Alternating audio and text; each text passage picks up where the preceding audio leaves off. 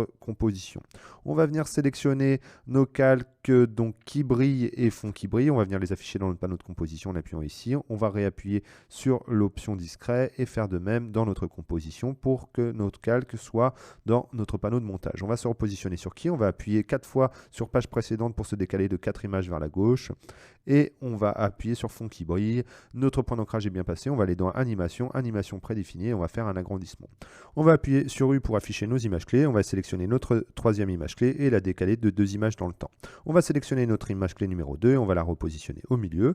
Donc voilà. Maintenant, ce qu'on va venir faire, c'est qu'on va sélectionner nos images clés. On va aller dans l'éditeur de graphique pour venir lisser la fin de notre animation. Donc comme ceci.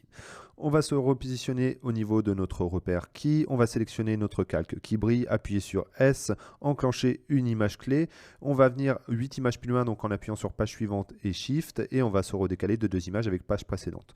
On va modifier notre valeur verticale et la remettre à 0. On va sélectionner, hop, je me suis trompé, sélectionner nos images clés, faire un clic droit, assistant d'image clé et faire inverser les images. On va se repositionner au milieu de notre animation et on va remodifier nos valeurs. Donc ici, on va se mettre à 110 et à côté, on va garder le ratio, on va se mettre à 90. On va sélectionner nos images clés, on va appuyer sur F9 pour les lisser, on va aller dans l'éditeur de graphique, sélectionner notre deuxième clé et tirer sur la poignée, pareil d'une deuxième fois et faire de même avec la troisième image clé, donc pour ralentir la fin de notre animation. Alors on va regarder ce que ça donne en bougeant un petit peu notre tête de lecture. Donc voilà, maintenant ce qu'on va faire, c'est qu'on va ajouter à notre calque un effet donc, qui va se trouver dans Génération et qui s'appelle Lueur diffuse. Donc voilà, donc si on active et on désactive notre effet, vous pouvez voir que ça fait un petit peu briller notre calque avec une lueur. Et on a juste qu'à modifier en fait tout simplement la propriété intensité. Donc nous, on va juste venir animer cette valeur. Donc on va se repositionner au début, à la fin de notre animation, pardon, et on va cliquer sur le chronomètre pour créer une image clé. On va avancer de 5 images en appuyant sur page suivante 5 fois et on va venir donc modifier notre valeur. On va simplement la mettre sur une valeur de 1. Ensuite, on va appuyer sur U, on va sélectionner nos images clés, on va les copier en faisant Pomme C ou CTRL C et on va après se repositionner un petit peu plus loin. Donc ça, vous faites un petit peu comme vous voulez. Moi, je me redécale à peu près de 4 images. Je fais un Pomme V ou CTRL V pour recoller ces images. Je les redécale un petit peu. Je me mets après à une image plus loin et je fais Pomme V aussi pour recoller ces images. Et à la fin, donc, je vais peut-être avancer de 5 images et je vais me remettre à 0. Donc voilà, donc là ça va faire briller un petit peu votre texte, chacun fait un petit peu comme il veut pour cet effet. On va continuer à animer le reste de nos calques, donc comme d'habitude on va cliquer ici sur discret, on va sélectionner nos prochains calques donc, qui sont de et jusqu'à fond, 1000 mètres de fond avec Shift, on va les afficher, on va ensuite recliquer sur le bouton discret, pareil dans la composition. Ensuite, on va venir les animer, donc on va se repositionner sur notre repère 1000, on va se décaler donc de 2 images en appuyant sur page précédente et on va sélectionner notre calque fond 1000 mètres de fond. On va appuyer sur S, enclencher une image clé, avancer de 6 images avec page suivante. Et ensuite, on va donc modifier notre valeur. Cliquez ici pour désactiver les contraintes. On va modifier notre valeur horizontale. Donc, on va se repositionner à 0. On va sélectionner nos images clés, clic droit, assistant d'image clé et inverser nos images clés. Se repositionner au milieu de notre animation. Et ici, on va changer les valeurs. On va mettre 120 ici et 80 ici. On va sélectionner nos images clés, appuyer sur F9 pour les lisser, aller dans l'éditeur des graphiques, sélectionner notre image du milieu, donc étirer sur les poignées 2 fois, faire pareil avec la dernière image pour ralentir la fin de notre animation. On va rester positionné au milieu de notre animation et maintenant on va sélectionner notre calque corail. Donc soit vous cliquez dessus dans le panneau de montage, soit vous cliquez dessus sur le panneau de composition. Moi mon calque corail il se trouve ici.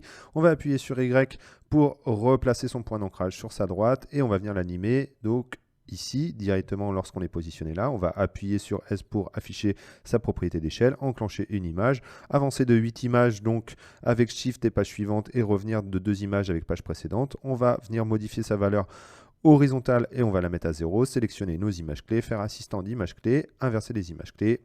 Maintenant, on va se positionner au milieu, on va rentrer 130 en valeur, on va sélectionner nos 3 images clés, faire F9 et aller dans l'éditeur de graphique, sélectionner notre deuxième image clé, la lisser, faire pareil avec notre troisième image. Maintenant, on va sélectionner nos trois images clés, on va faire un Pomme C ou CTRL C pour les copier, on va se repositionner au début de notre animation, on va sélectionner notre calque corail de droite, on va repositionner son point d'ancrage à gauche et on va faire un Pomme V ou CTRL V pour coller nos clés d'animation.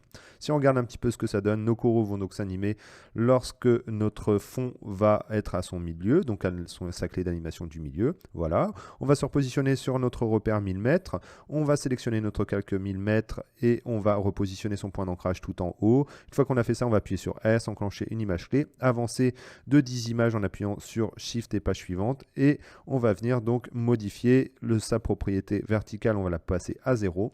On va sélectionner nos images clés, faire un clic droit, assistant d'image clé, inverser nos images clés, se repositionner donc au milieu avec notre tête de lecture et venir modifier nos valeurs. Donc ici, on va passer la valeur à 80 et ici, on va passer la valeur à 120. On va sélectionner nos trois images clés, faire F9 pour les lisser, aller dans l'éditeur de graphique, sélectionner notre image clé du milieu et tirer et faire pareil avec notre troisième image pour lisser la fin de notre animation.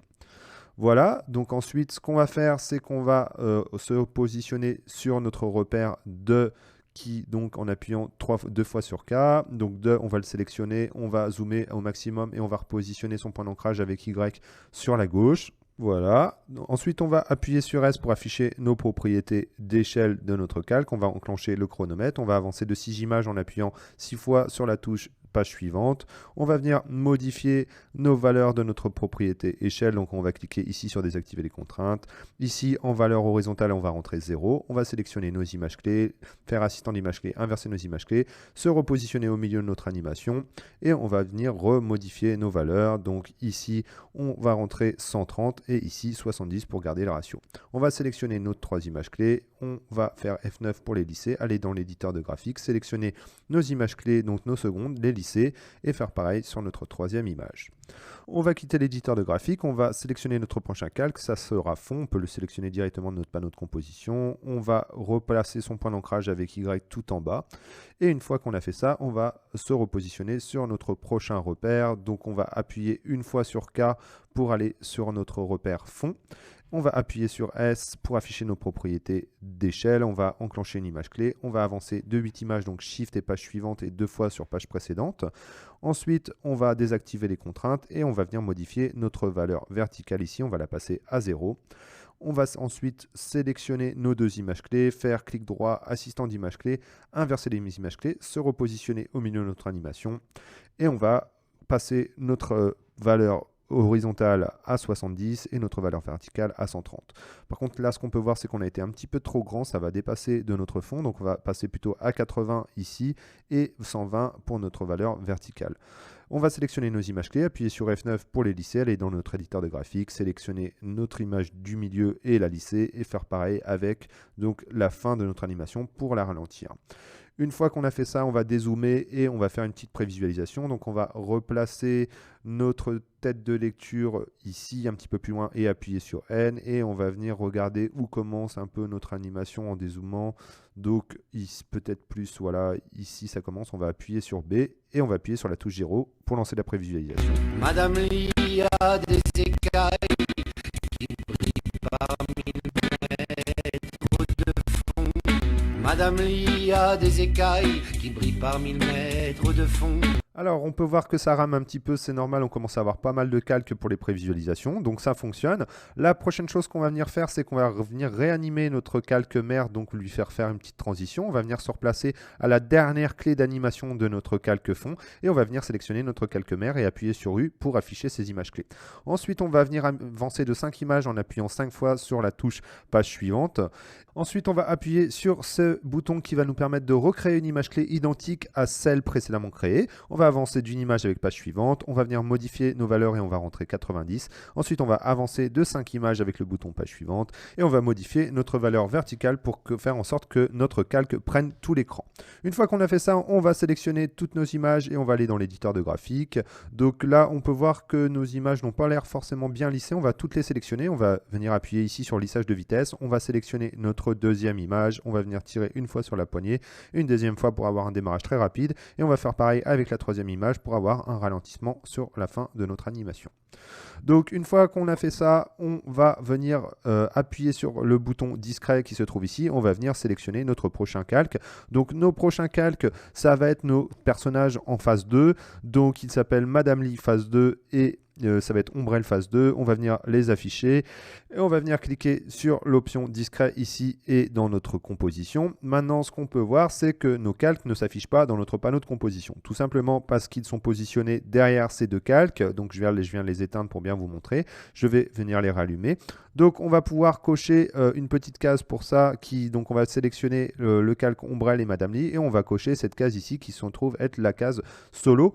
Donc une fois qu'on a fait ça, nos calques qu'on a sélectionnés sont tout simplement isolés sur notre panneau de composition. Ça permet en fait d'avoir une meilleure visibilité pour travailler. Maintenant, dans notre prochaine animation, on va faire en sorte que nos calques en phase 1 se transforment en phase 2. Donc on va utiliser des propriétés d'échelle et de position pour faire tout ça. On va céder des règles et de nos repères donc qui se trouvent juste au-dessus. Donc on va commencer à éteindre nos calques en phase 1 en cliquant ici et on va venir afficher nos règles donc avec pomme R ou CTRL R pour venir les afficher, ou sinon on peut aller dans l'onglet affichage et afficher les règles et afficher les repères juste en dessous. On va cliquer sur la règle et maintenir enfoncé notre clic. Et ensuite, ce qu'on va faire, c'est qu'on va glisser notre repère au niveau de notre cadre ombrelle. On va faire exactement la même chose sur le côté. Voilà, ça va nous donner une idée de la taille de notre calque. On va faire maintenant la même chose pour notre calque Madame Lee. Donc, on va positionner notre repère en haut de sa chevelure. On va positionner un deuxième repère ici sur le côté et un troisième au niveau de notre mèche. Maintenant qu'on a bien positionné nos repères, on va pouvoir venir réafficher nos calques Ombrelle et Madame Lee. Donc on va cliquer sur afficher ici et on va venir donc les appuyer sur l'option isoler pour les isoler dans notre panneau de composition. On va éteindre nos calques en phase 2 et on va commencer à animer tout ça.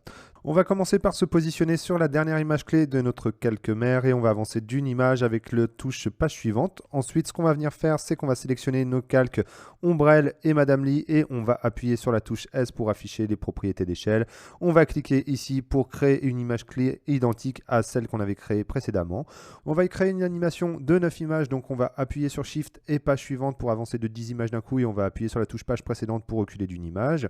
Une fois qu'on a fait ça, on va venir modifier les valeurs de nos deux calques. Donc pour le calque Madame Lee, on va changer sa valeur et on va se mettre à 124. Et pour le calque Ombrelle, on va changer sa valeur et on va se mettre à 130. Donc voilà, nos calques en phase 1 font maintenant exactement la même taille que nos calques en phase 2. On va venir se repositionner au début de notre animation et on va avancer de 3 images avec page suivante. Une fois qu'on a fait ça, on va donc appuyer sur Shift et P pour afficher nos propriétés de position. Une fois que nos propriétés de position sont affichées, on va venir cliquer sur le chronomètre et on va venir se rendre à la fin de notre animation et on va venir modifier la valeur de position pour que notre calque vienne coller à nos deux repères. Donc une fois que ça c'est bon, on passe au calque suivant. Donc là vous voyez ça touche bien nos repères.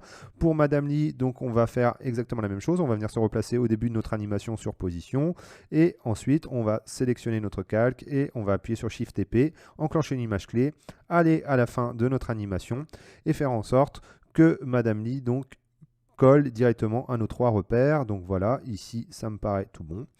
Donc là, on peut voir qu'on a exactement la même taille que nos calques en phase 2. D'ailleurs, on va venir les afficher. Donc là, ici, je les affiche et je viens les isoler en cliquant ici. Là, on ne voit pas nos calques, mais par contre, si je viens bouger ma tête de lecture, vous voyez, donc notre animation fonctionne parfaitement. On a donc cette animation de position et d'échelle. On va venir maintenant éteindre nos calques en phase 2 et ce qu'on n'a pas encore fait, c'est qu'on va venir tout simplement sélectionner nos images clés pour pouvoir les lisser. On va appuyer sur F9 et ensuite on va regarder comment les lisser, donc en bougeant un petit peu notre tête de lecture. Donc on va plutôt les lisser au démarrage pour avoir un démarrage qui va être beaucoup plus rapide. Donc on va sélectionner nos images clés de la propriété position de Madame Lee et on va aller dans l'éditeur graphique, on va sélectionner notre deuxième image et on va la lisser et on va faire pareil avec notre deuxième calque Ombrelle. On va sélectionner ces clés d'animation de la propriété position, aller dans l'éditeur graphique et on va la lisser.